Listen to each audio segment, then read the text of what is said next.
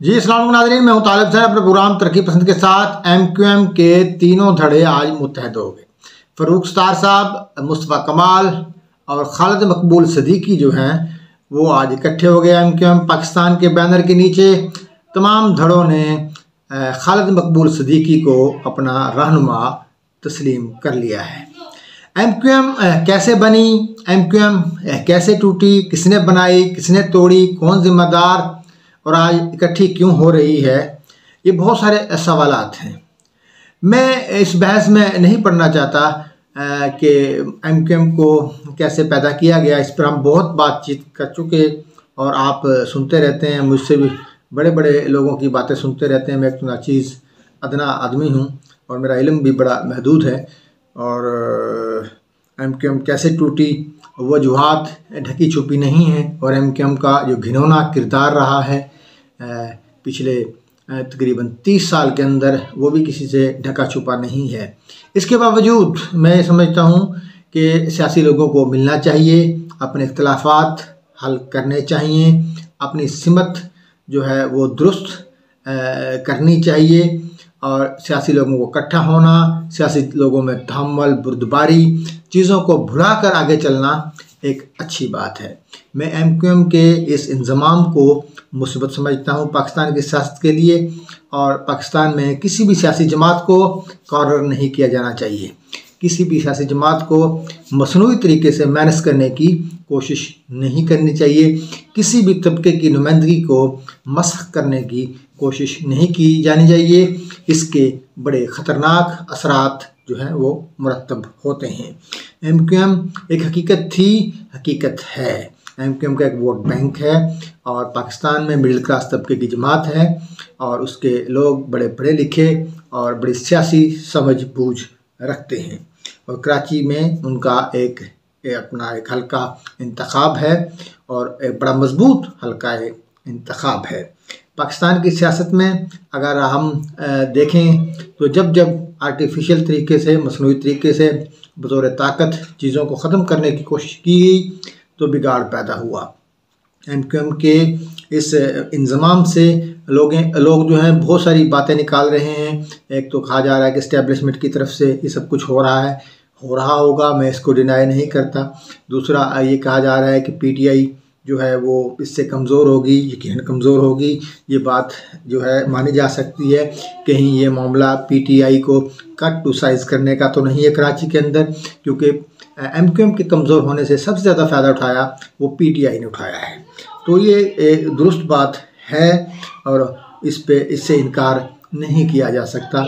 इसी तरीके से जो बलूचिस्तान के अंदर हलचल हो रही है वो भी सियासी है, उसके भी मुहर्रिकात हैं पाकिस्तान की सियासत के अंदर। लेकिन MQM का इस वक्त जो इकट्ठा होना, उसका जायज़ा आपको इस तरीके से भी लेना पड़ेगा। क्या अल्ताफ़ सैन की इसमें कंसेंट शामिल है? तो हमें ऐसा लगता है कि अल्ताफ़ सैन चूँकि खामोश हैं, कोई बयानबाजी नहीं कर रहे, तो मेरा ख्याल है कि अल्ताफ़ सैन भी इस इंज़माम से खुश हैं। और अब ये अगला सवाल ये होगा कि जो अभी बल्दियाती इलेक्शन जो आ रहे हैं 15 को, उसके बारे में आज बड़ी बातें हुई। खालिद मकबूल सदीकी ने धमकी लगाई कि हम ये इलेक्शन नहीं होने देंगे। अच्छा, दूसरा फ़रूक सत्तार साहब ने कहा कि हम वफाक और सूबाई हुकूमत से अलग हो जाना चाहिए। इस पर खालिद मकबूल सदीकी ने उनको मना कर दिया कि आप पुलिसी स्टेटमेंट ना दें। और यकीनन वो फ़रूक सत्तार साहब को ऐसी बात नहीं करनी चाहिए थी। अगर MQM अलग हो गई तो फिर वफाक का क्या बनेगा? वो तो सारा निज़ाम ज़मीन बोस हो जाएगा। इस वक्त जो एफ़र्ट्स हो रही हैं, मुआशी एफ़र्ट्स हो रही हैं, शहबाज शरीफ साहब कर रहे हैं। और पाकिस्तान कोई जितनी प्रॉब्लम आज है कभी नहीं हुई। और इसकी वजूहात हमने पहले भी बताई हैं कि तहरीक इंसाफ है जो IMF से वादा करके गई थी, हफीज़ शेख साहब ने किया था। और इसके साथ साथ एक बात जो उन्होंने की कि मुस्तफ़ा कमाल साहब ने कि कुछ लोग कुछ देर के लिए खामोश क्या हुए कि हर कोई बदमाश बन गया, इस पर भी बड़ी बातें हो रही हैं। मेरा ख्याल है कि एक उन्होंने बात कर दी लाइटर वे में, जज्बात में आकर। ज़ाहिर है वो एक स्ट्रेंथन हो रहे हैं और उसको उन्होंने इस मौके पर अगर ना भी करते तो बहुत अच्छा होता, और अगर कर दी है तो मेरा ख्याल है कि इसको ज़्यादा वो नहीं करना चाहिए। कि इसका मतलब ये नहीं है कि वो बदमाशी करेंगे। मेरा ख्याल है वो जज्बात की रो में बह गए, शायद बहुत ज़्यादा एक्साइटेड थे। तो एक धड़ा वो जो है रह गया है, वो जो हमारे थे पुराने MQM हकीकी वाले आफाक साहब उन्होंने माजरत कर ली थी इस इंज़माम से।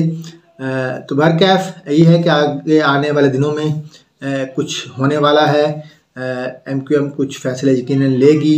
अब उनकी नई कोर कमेटी बनेगी और नई इंतज़ामी लोग आएंगे। अभी इख्तलाफात उनके पीपल्स पार्टी के साथ भी चल रहे हैं, क्योंकि उनके साथ जो वादे किए गए थे जब रजीम चेंज हुई वो पूरे नहीं हुए हैं। और सबसे बड़ा मसला बल्दियात का है कराची के अंदर, जिस पर हल्का बंदियों पर और मुर्दमशुमारी के हवाले से बड़े एतराज़ात हैं MQM के। बल्दियाती इलेक्शन तो पीपल्स पार्टी भी नहीं चाहती। आज भी आखिरी कोशिश की गई हाई कोर्ट के अंदर, जिस हाई कोर्ट ने मुस्तरद कर दिया। इसके साथ साथ दीगर मसाइल में जो कराची के अंदर हैं वो कराची के लोगों के बुनियादी सहूलियात के मसाइल हैं, उस पर MQM सियासत करेगी, क्योंकि पीपल्स पार्टी अपना हल्का इंतखाब जो है वो इंटीरियर सिंध को समझती है, वहाँ पर काम ज़्यादा हुए हैं। तो MQM अगर हुए भी कराची के अंदर भी हुए हों तो MQM ने कोई ना कोई सियासत तो करनी है ना, अपने लोगों को मुतमईन करने के लिए। तो वो अपने लोगों को दिखाने के लिए हुकूमत से अलग भी हो सकती है, सूबाई से भी, वफाकी से भी, और इसी तरीके से वो कोई एहतजाज का रास्ता भी अपना सकती है। तो नाज़रीन, बहुत बड़ी डेवलपमेंट है पाकिस्तान के अंदर, और मैं समझता हूँ कि पंजाब में भी जो कुछ हो रहा है, इसके साथ साथ बलूचिस्तान में जो कुछ हो रहा है, और अब सिंध के अंदर जो कुछ हुआ है, इसके जो हैं कुछ ना कुछ असरात जो हैं फेडरल की तरफ भी जाएंगे। बहुत शुक्रिया नाज़रीन, अल्लाह हाफ़िज़।